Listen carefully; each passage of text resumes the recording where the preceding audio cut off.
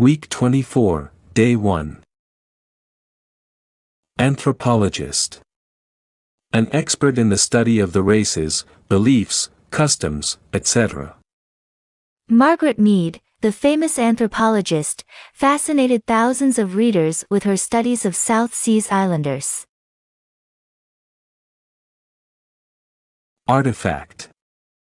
An object made by hand, rather than a thing as it occurs in nature. It has been suggested that the man who builds a better mousetrap will find the world beating a path to his door to possess this artifact. Bizarre. Odd, peculiar, strange, weird. It would be rather bizarre for a young man to come to school wearing a dress. Fetish. An object that is thought to have magic powers. The explorers saw the golden statue and thought of how much money it would bring them. But their lives would be in danger if they moved it because it was a powerful fetish to the natives. Inanimate. Lifeless. Stones are inanimate objects that have no life of their own. To get down off a high horse. To act like an ordinary person. When Susan discovered that the young man who was trying to make conversation with her was the son of a millionaire, she immediately got down off her high horse.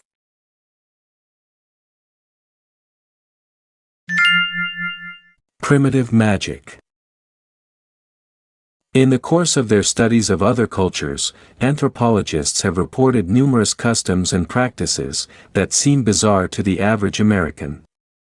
Many primitive people believe that certain inanimate objects have a will of their own and possess some magical powers. These fetishes may be simple things, like a particular feather of a bird, or a unique pebble. The fetish might have derived its power, according to members of some tribes, from a god who lives within the object and has changed it into a thing of magic. Fetishes need not only be natural objects, however. An artifact, such as a sculpture or carving, is also believed to possess supernatural powers.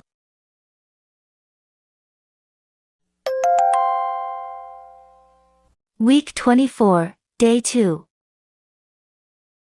Imperative. Urgent, necessary, compulsory. In the nuclear age, it has become imperative for the nations of the world to learn to live in peace. Imprudent. Unwise, not careful. It is considered imprudent to give your computer code word to anyone not fully known to you. Prohibition.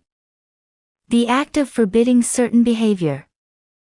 Although a New Jersey high school principal placed a prohibition on boys wearing their hair long, one student fought in the courts and won his case. Taboo. Forbidden by custom or religious practice. It is taboo for certain South Seas Islanders to eat some foods before they marry. Taint. Contamination, undesirable substance that spoils something. Unsanitary conditions in the bottling factory caused hundreds of cases of soda to be tainted by dirt and foreign objects. The health department refused to allow the soda to be sold. The first water. Of the best quality, the greatest. LeBron James is obviously a basketball player of the first water who would be of enormous value to any team.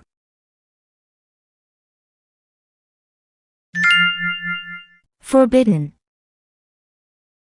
An outgrowth of the idea of a fetish is the closely related practice of taboo.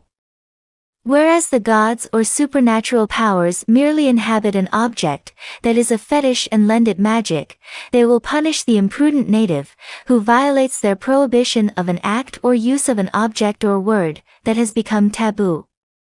If a taboo has been broken, it becomes imperative for the offender to be punished.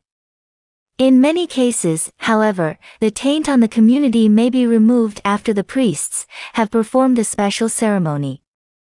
Often, the violator of the taboo will be punished or die merely through his own fears of the terrible thing he has done.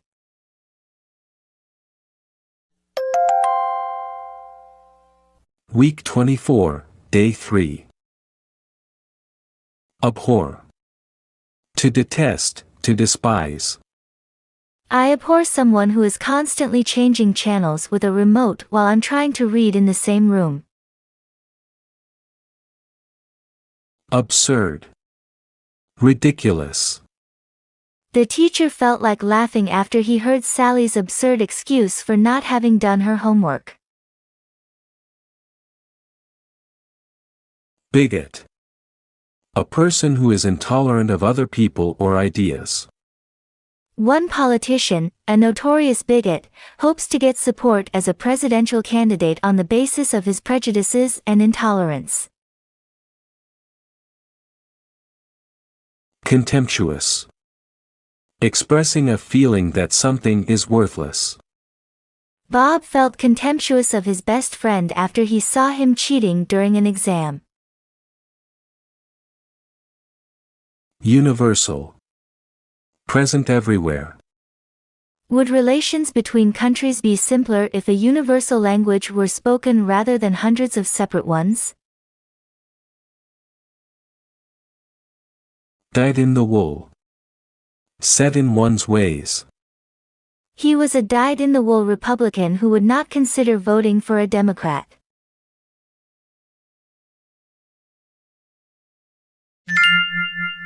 An absurdity. Although it is probably universal human behavior to be contemptuous of the bizarre superstitions practiced by inhabitants of unfamiliar cultures, it seems to be somewhat imprudent to laugh at others before one takes a good, hard look at the absurd taboos and fetishes one accepts as part of one's everyday life. Isn't it somewhat absurd when the dyed-in-the-wool bigot, who illogically fears the taint of close association with blacks, behavior that resembles fear of a taboo, spends most of the summer lying in the sun, trying to acquire the color he claims to abhor? Since doctors tell us that excessive sun tanning may be a cause of skin cancer, our strange yearning for sun-darkened skin has all the qualities of a fetish.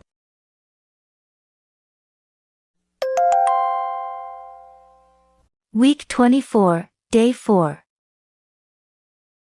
Vulnerable. Capable of being injured.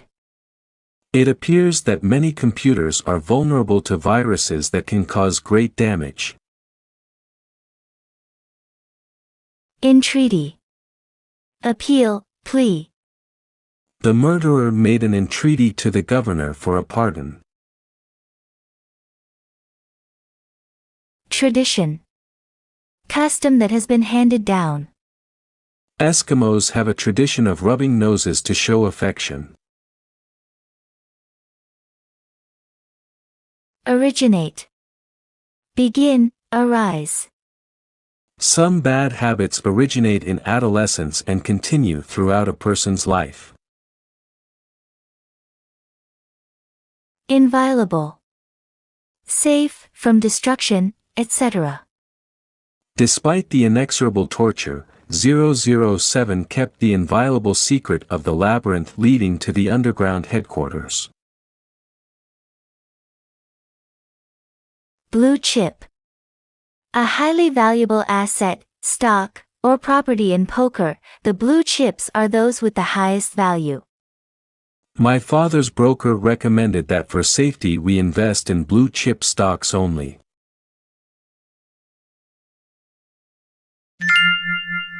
Gesundheit.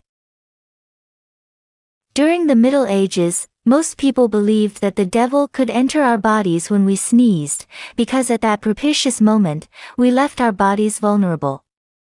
However, this catastrophic event could be avoided if another person immediately made an entreaty to God. This was how the practice began of saying God bless you after someone sneezes. Although the tradition continues today, few people are aware of its history. A superstition originates in ignorance, when people are unsure of the causes of events. But it continues inviolable over the years, because it usually represents our deepest fears.